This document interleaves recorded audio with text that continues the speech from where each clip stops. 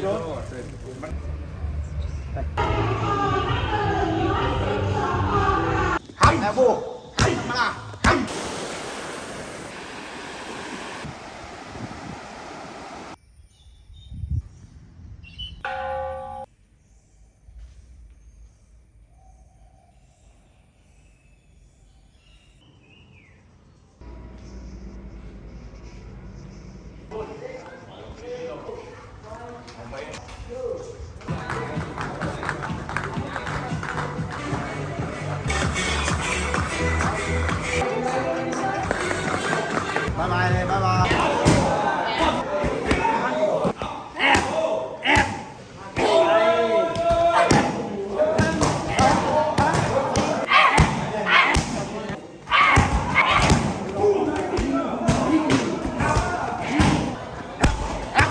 try to look for let him tired. I think I won the bet. When I met him, this is what we looked like when I first got pregnant. Okay, welcome to Rawai. That's a good question. I was born in London. My parents were diplomats and we traveled a lot. I grew up in Europe, in America, a little bit of everywhere. Went to college in Mexico, graduated from bachelor's in South Carolina, did my master's in Baltimore. I was doing an internship in Washington at the World Bank when September 11th happened. And that changed my life, changed the life of many people. And I started to think that maybe what I was doing isn't what I wanted to do. I was going to go into academia, become a teacher, maybe publish something. And I thought, oh, is this really what I want? And the very next year, I flew to China. I took a year off from my studies. I lived in China for a year. And then I came to Thailand on holiday. And now I have a Muay Thai gym with my husband and 2 kids. So who is Diana is hard to answer. I'm not really sure who I am. A little bit of everything. Tuk is somebody very completely opposite from me.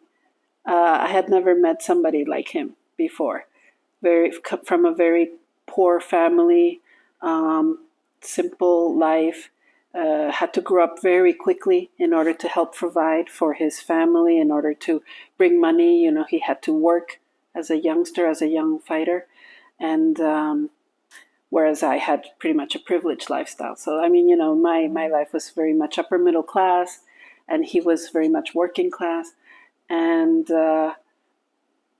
somehow when we met, we hit it off. It didn't seem to matter. Our differences were actually what attracted us to each other. He offered a life that I never imagined, a very simple life. And I think for him, what he likes about me is that I was just very different from all the girls that he had known, or, you know, I was somebody different, somebody from someplace else. There weren't that many foreigners traveling Thailand back then, especially not that many women, and not that many single women, you know. So I think our differences are what attracted us to each other, you know. Tuk is the eldest of 4 boys, 4 brothers. He felt that responsibility to really be the adult in the family very quickly.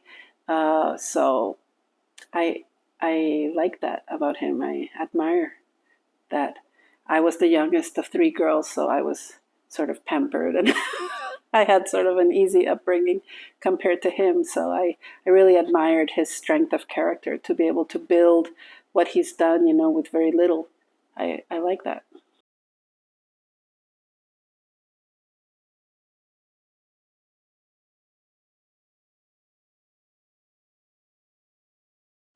How do we meet?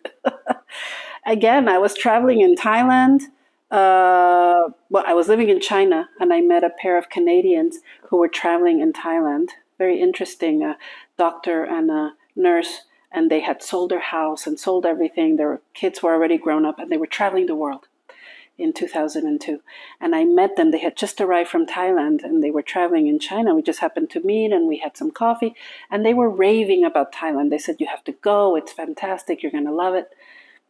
And that sort of stayed, it planted the seed. And then a few weeks later, I bought a ticket. I went to Bangkok. I wandered the streets of Bangkok for a few days, and then I took a train going south to Trang, an overnight sleeper train. On the train, I met a girl from Switzerland who had a Lonely Planet guide. So I asked her, can I borrow it? Can I look through it and see what there's to do in Thailand? And then the next day we became friends, and we went to Trang, and we went to Komuk, and we stayed there a few days in an island in Komuk, very beautiful. So I took the bus from Komuk, and I came up to Khao Lak, and the very next day I met him.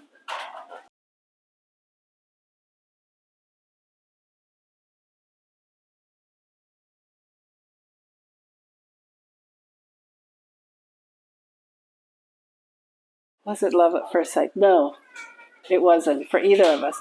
But we met on a boat, and after a few days traveling in the Similan Islands, he said to me, "Oh, Diana, I take you see Muay Thai, Muay Thai." He kept talking about this word Muay Thai. I thought, what is that? I don't even know what that is, but I was too embarrassed to admit that I didn't know what that was. So I said, yes, sure. I mean, here's a local willing to take me someplace. I said, sure, let's go. And the very next day, he came with his motorbike. He said, hop on. I thought he was going to take me to a bar and have a Muay Thai. This is what I was envisioning.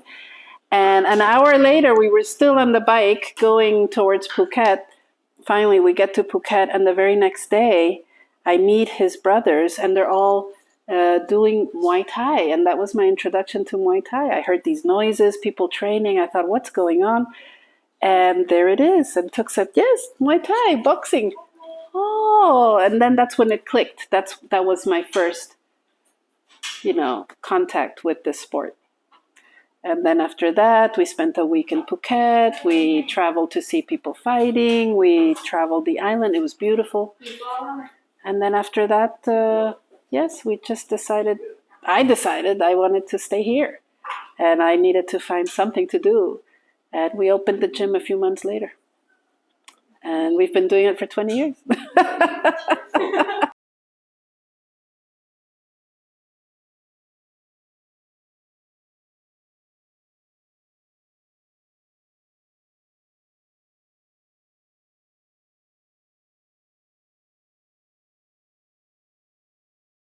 I asked Tuk, I said, okay, I know nothing about Muay Thai.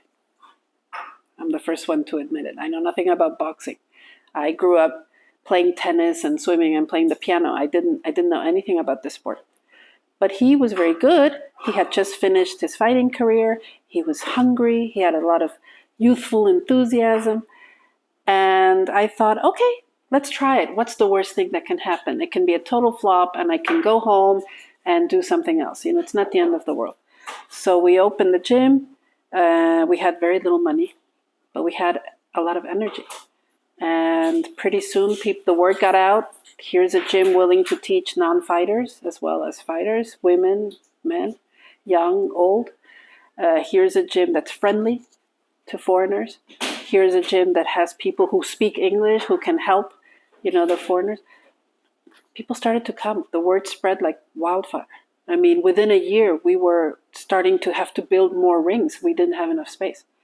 We just needed to build more bungalows and everything.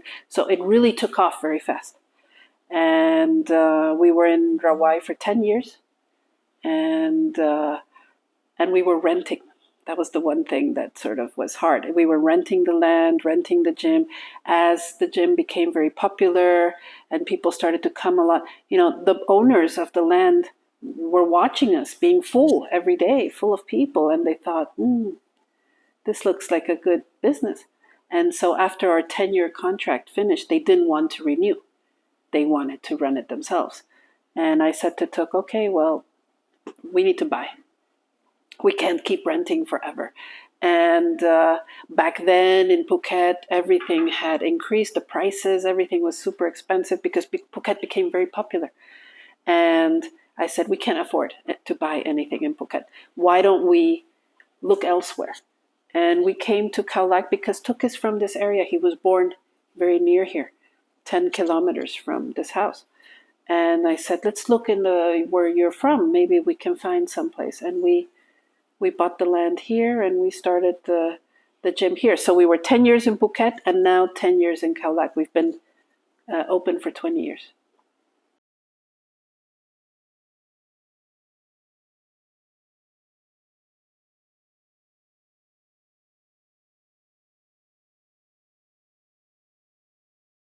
So the tsunami. Tuk and I got married on Christmas of 2003. And the very next year, on Christmas 2004, was our first year anniversary. He and his brother had just fought in Phi Phi Island 2 days before. And then we came back. I was pregnant, 7 months pregnant. And we came back to Phuket while many of our trainers and students stayed in Phi Phi Island.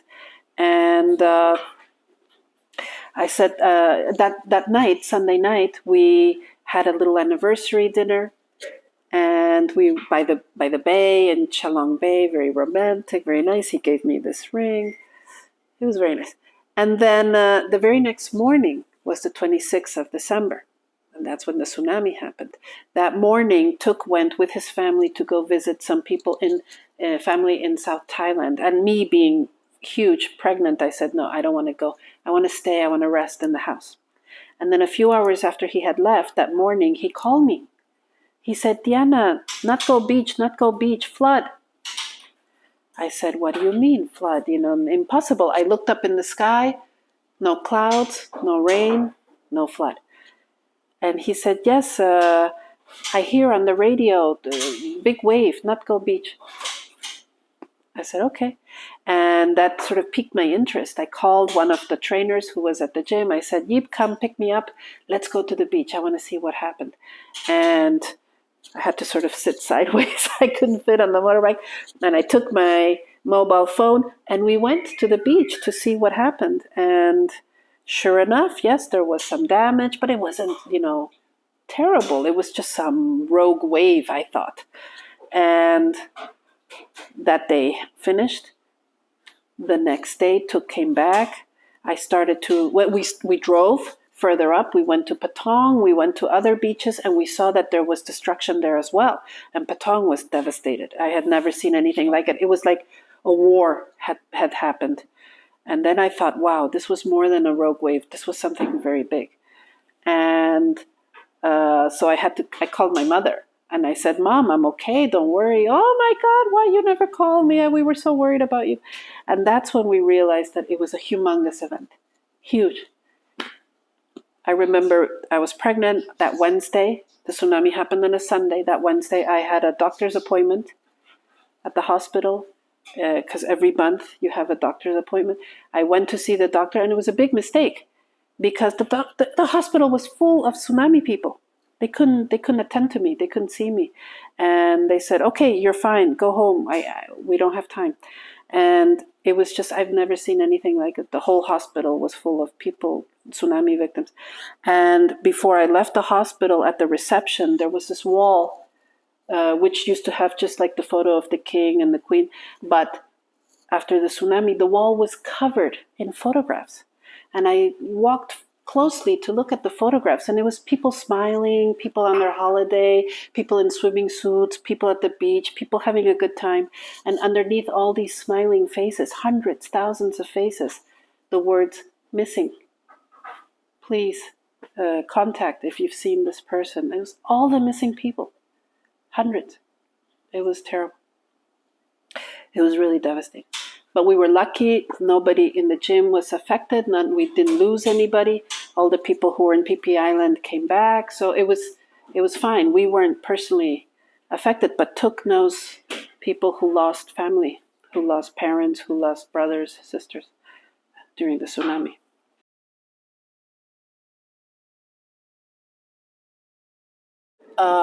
There was a movie made about the tsunami called The Impossible with Ewan McGregor and Naomi Watts and other people, obviously. And they filmed the movie up and down in Thailand, and they filmed it very close to the gym, by Memories Beach, by Kukak Beach, because The movie is based on the story of the Spanish family who came to Thailand and stayed at Khao Lak Orchid Beach Resort. And then the tsunami happened. And, what happened to them? They had 3 kids, mom, dad, and then the tsunami happened, and then they were separated, and then they had to try to find each other again. It's a very good story. And they filmed it very close to the gym. It's where we train on Saturday mornings. We train at Kakak Beach. It's the hotel next to that beach where that family stayed, and the movie is based on their experience. In December 26th of this year, it will mark, I think, 19 years since the tsunami. They found this boat 2 kilometers inland, empty, and they found it and they've maintained it just as they found it. It's eerie.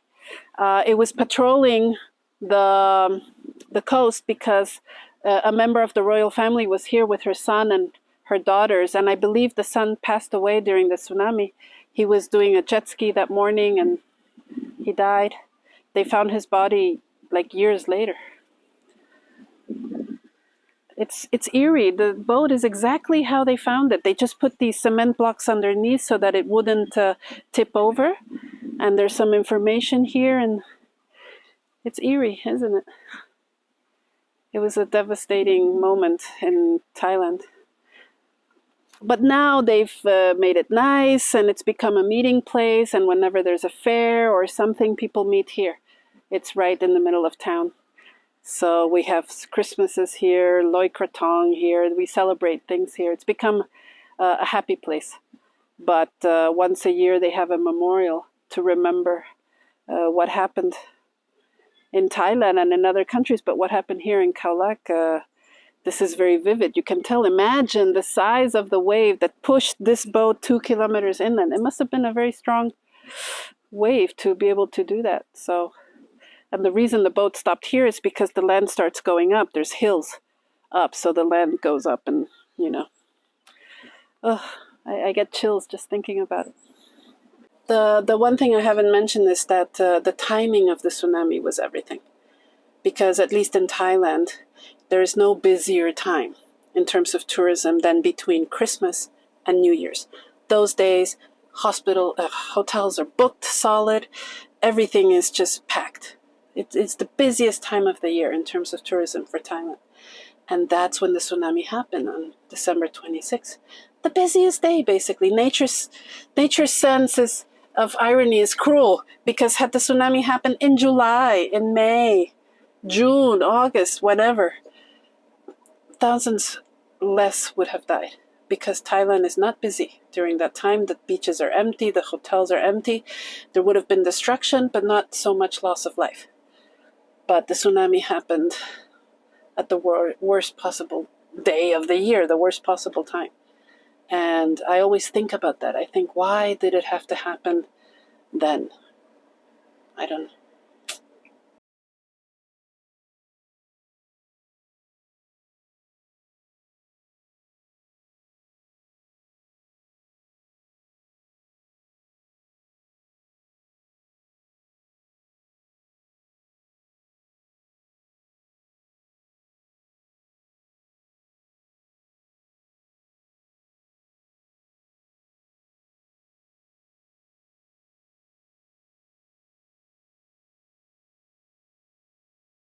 So that happened in 2004. So that was just like the first year we were there in Phuket. And we moved to Khao Lak in 2013. So 9 years later.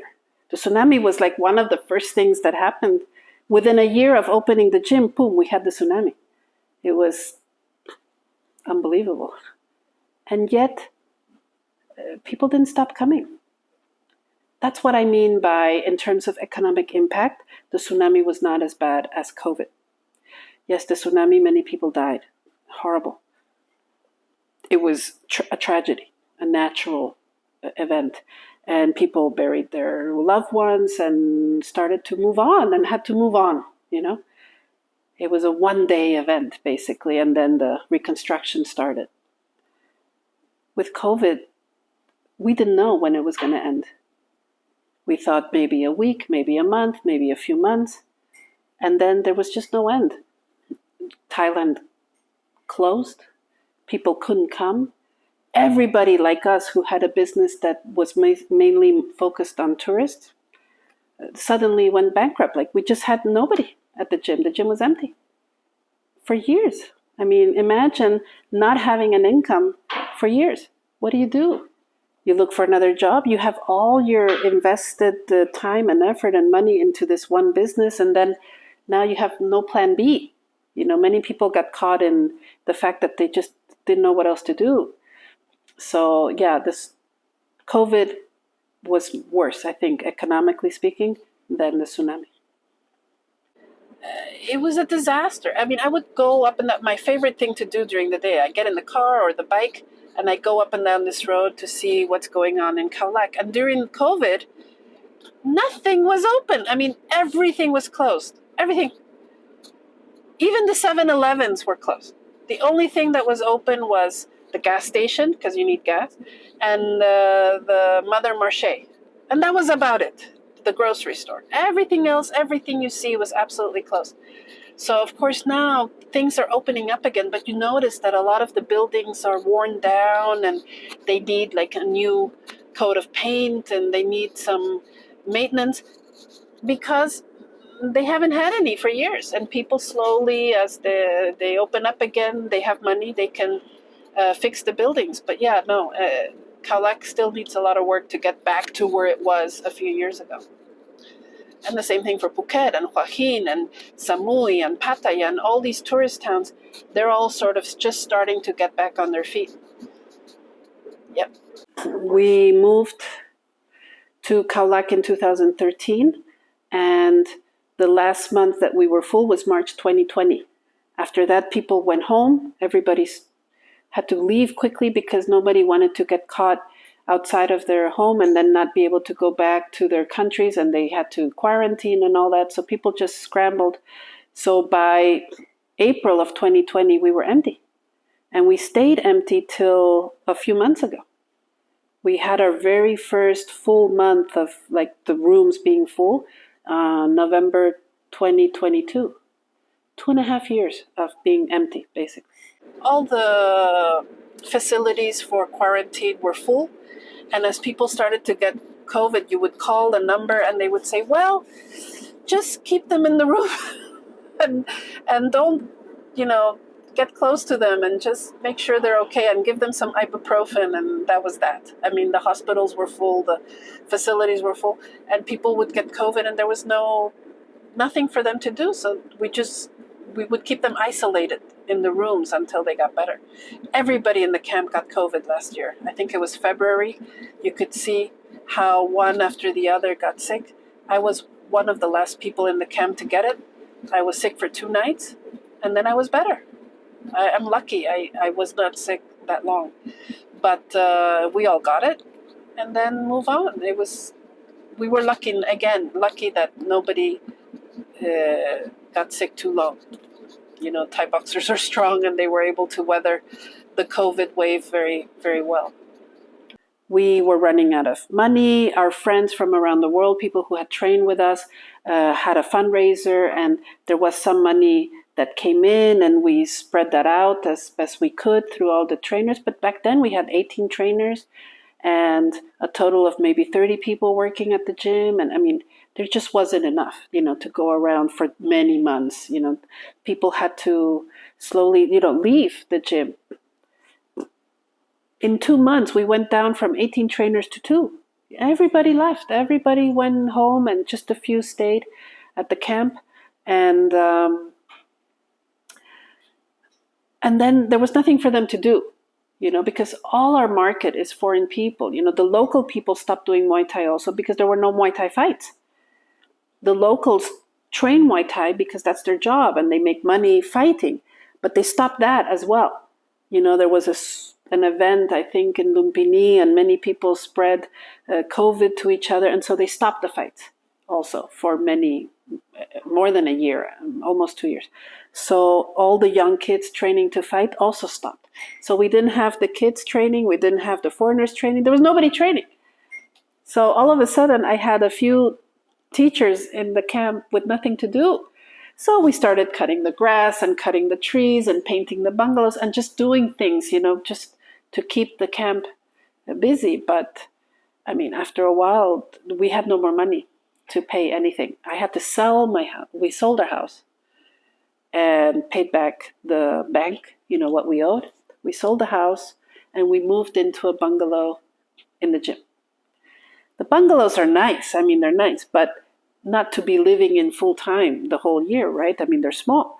So you have a bungalow, 2 people living in a bungalow. After a while, it became a bit, so we were lucky that at least Tuk had his boat and he was able to go out on the boat and fish and just get away. And the kids were in their schools studying online. And I was trying to keep busy doing things that I know how to do, quilting, painting, playing the piano, trying to stay sane, trying to keep my sanity by keeping busy.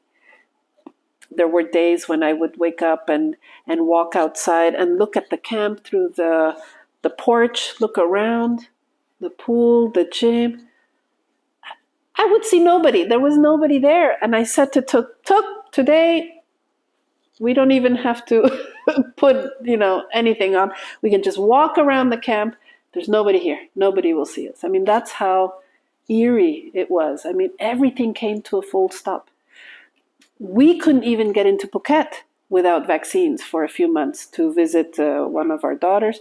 So when we finally were able to get in Phuket, I remember taking video of Patong, which is the most busy beach in Phuket, and being the only person in the street. I mean, there was nobody. I would take video and it was just an empty roads. I've never seen anything like it in my life anywhere.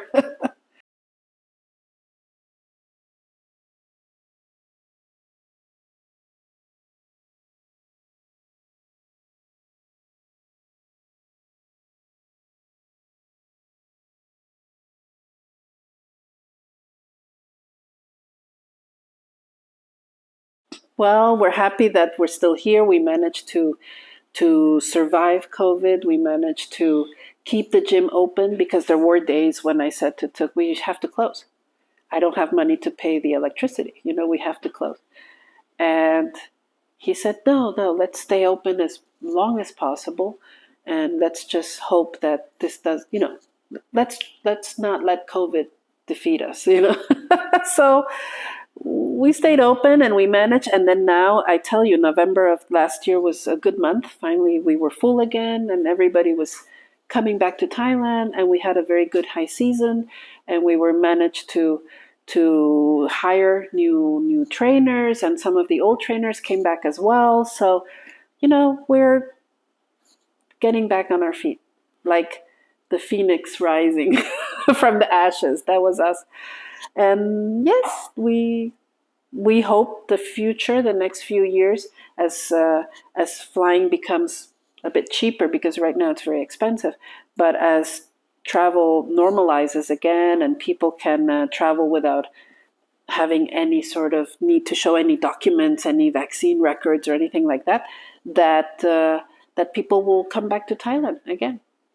Yeah, we hope that this is the end of our our difficulties because it's been really, really tough.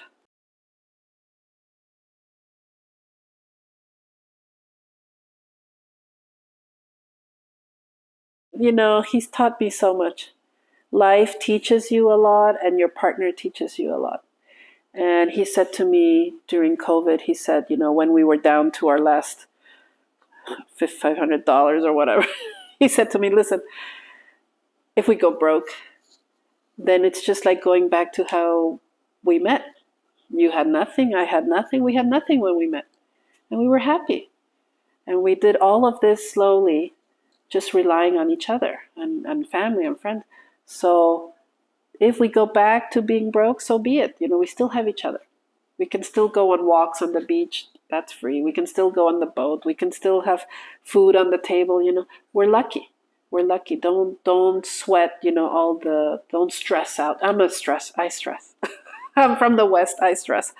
And he's more relaxed. He keeps me grounded. He keeps me calm. His vision is what I need. So the love for each other made us survive COVID. You know, I know some families that disbanded, that separated during COVID, and for us, luckily, we became closer during COVID. We decided that we were going to do things together. Even with the trainers who stayed with us, you know, we would have dinner together. We'd spend more time together and play guitar and sing songs and chat and just do things that are free, you know, because nobody had any money to do anything else. So we became closer, more tight-knit as a community, as a whole. And with Tuk and I, the same. We became closer during COVID. I'm grateful for that.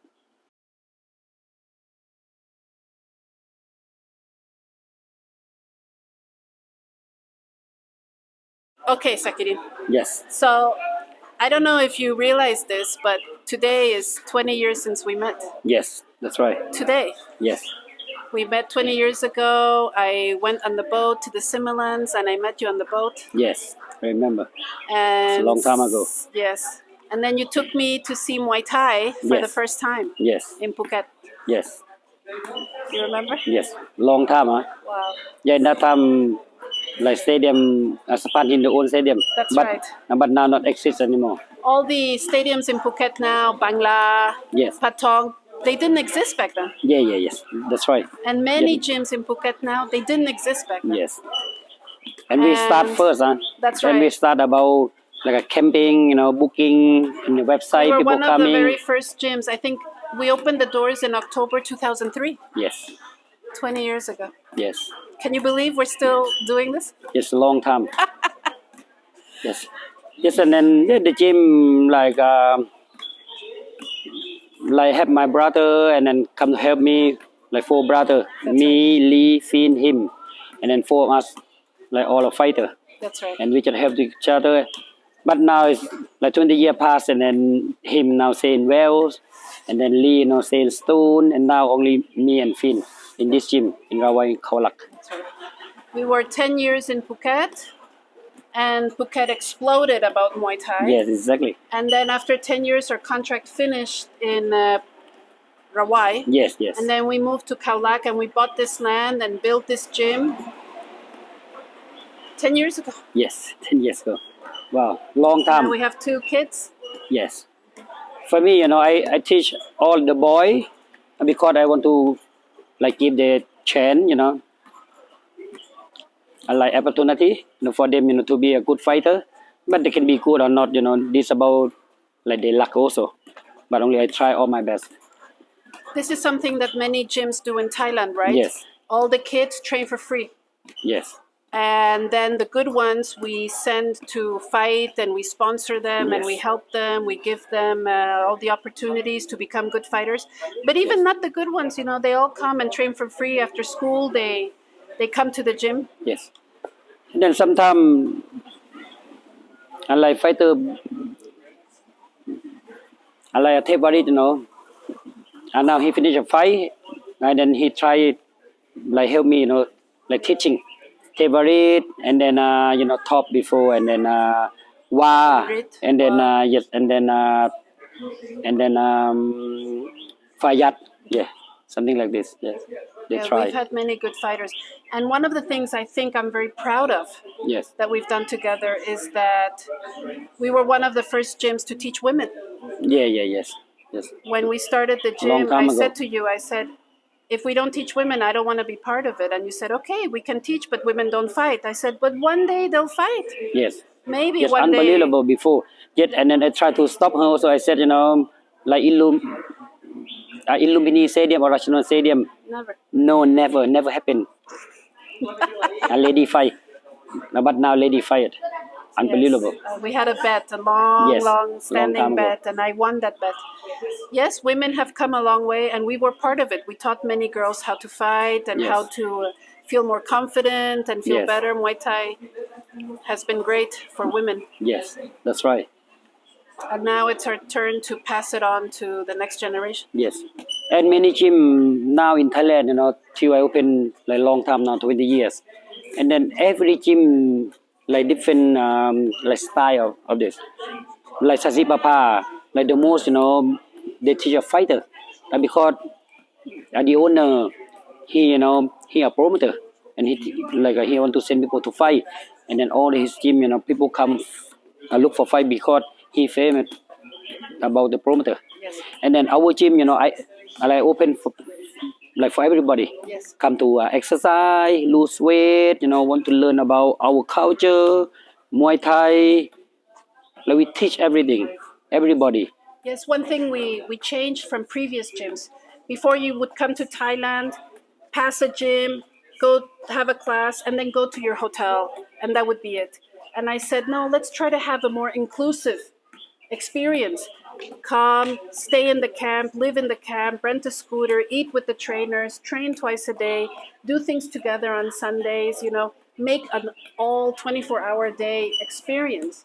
And that's something that changed the world of Muay Thai, because then many other gyms started to do the same thing, becoming camps, a place where you could spend your whole holiday and learn from the teachers, not only about Muay Thai, but about everything about Thailand, Thai food, Thai culture.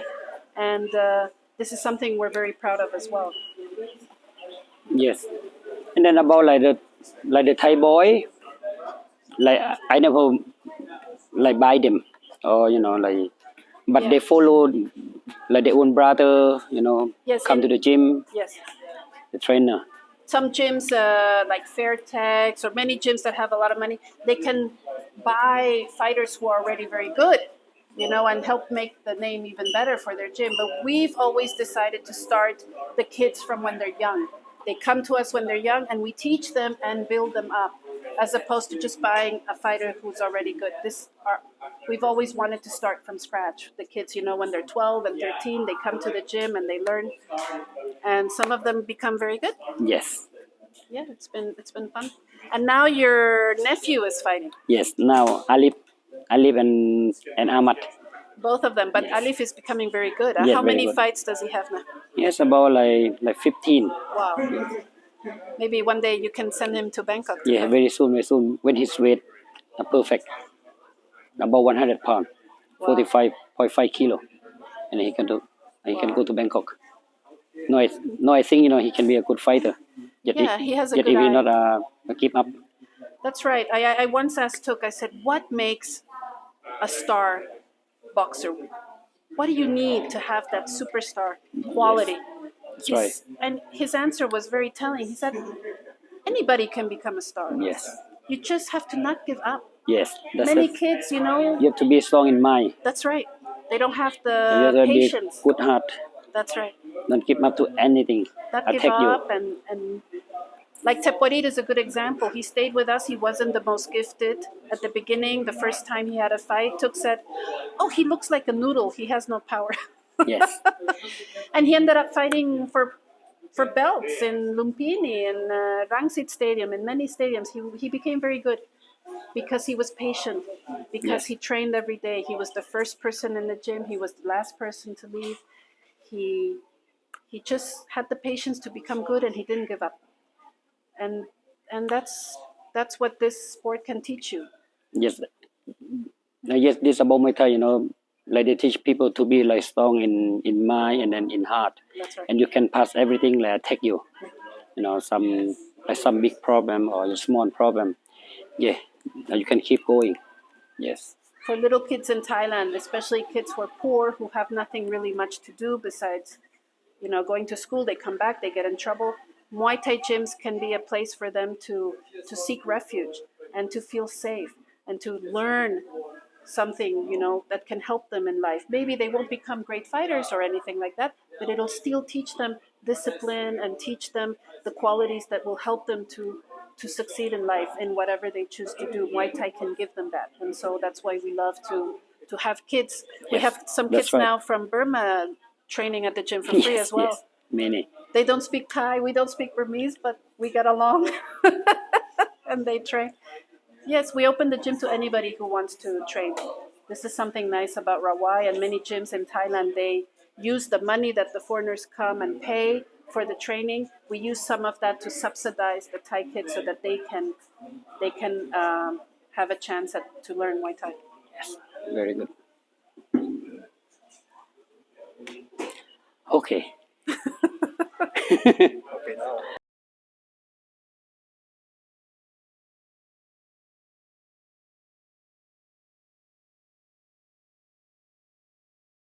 That's one of my greatest gifts. Growing up, I was one of those girls who said, "Oh, I want to be free. I want to be a feminist. I don't want to have kids. I don't want to have a family. I want to be free and do what I want." And then, of course, I ended up having 2 kids of my own. But the one thing that boxing gives me that makes me very happy is all the kids who come and train at the gym and then grow up with us and fight, they sort of become my kids too. So now I have lots and lots of kids, and we sponsor them. They learn to fight. They learn to something that's very good for them for the future. It gives them the ability to learn discipline and to become good at something. This has been one of the greatest gifts that Muay Thai has given to me.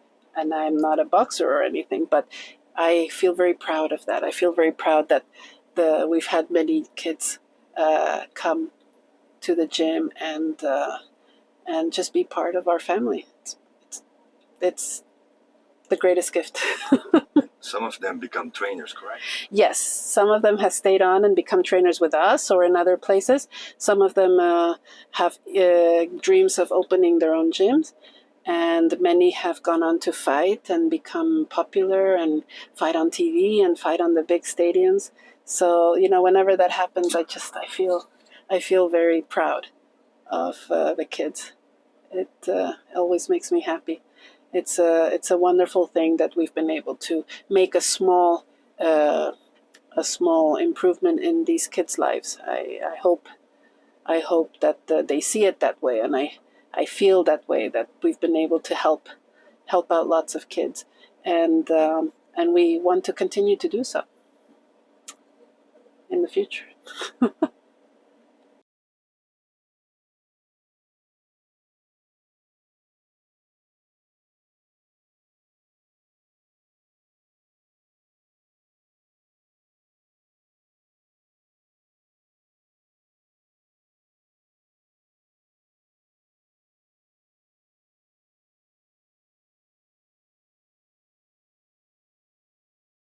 Any final thoughts? If I hadn't met, life is like a domino. One thing happens and another thing happens, and you don't plan it, and suddenly you find yourself in a completely different place. I would have never in a million years, had you asked me when I was 18, where I would end up when I was 30. I would have never guessed that I would have ended up, with a boxer, owning a boxing gym in Thailand. Who would have come up with this story? It's stranger than fiction. But if you're willing to try new things, and that's what travel does. Travel gets you to try new things and meet new people. If you're willing to say yes more than no to new things, new foods, new people, new activities, life will surprise you. I was willing to say yes to somebody who was willing to take me somewhere. Said, "Oh, I show you Muay Thai." I had no idea what he was talking about. But I thought, what the hell? What's the worst that can happen? So I say yes. In my life, I say yes more than I say no. And that leads me to new activities, new experiences, and that led me to where I am now. So I guess just say yes a lot.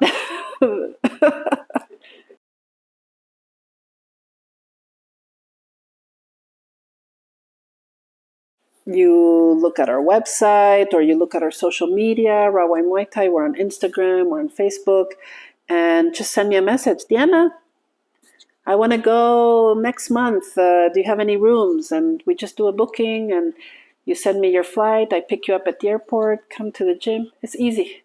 You don't even have to show anything now entering Thailand. And Thailand, for most people, not all nationalities, but for most nationalities, the moment you land in Thailand, you get 45 days, not 30. So you can stay 45 days without a visa. You can extend that for another 30 days. So it's more than 2 months that you can stay in Thailand without any prior visa application or anything. So it's very convenient now. And the Thais are so happy to have foreigners back.